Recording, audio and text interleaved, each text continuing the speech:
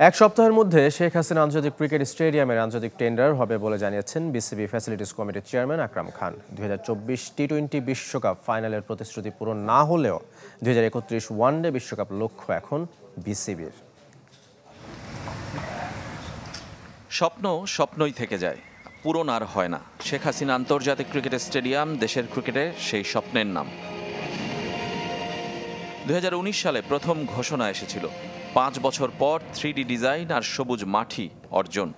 নানা কারণে দেরি হলেও অগ্রগতি কম দেখছেন না ফ্যাসিলিটিস কমিটির চেয়ারম্যান।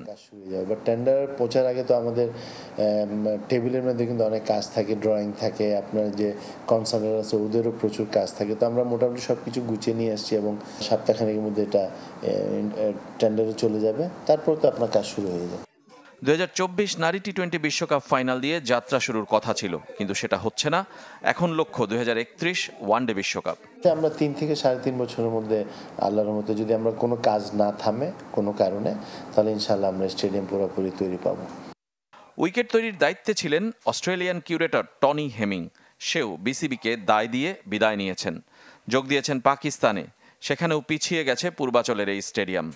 যিনি চলে গেছেন উনি কিন্তু আসলে অনেক উঁচু মানের একজন কিউরেটর ছিলেন। ওনাকে যেভাবে এনেছে আমরা চেষ্টা করব ওনার মতো আরেকটা নিয়ে আসতে।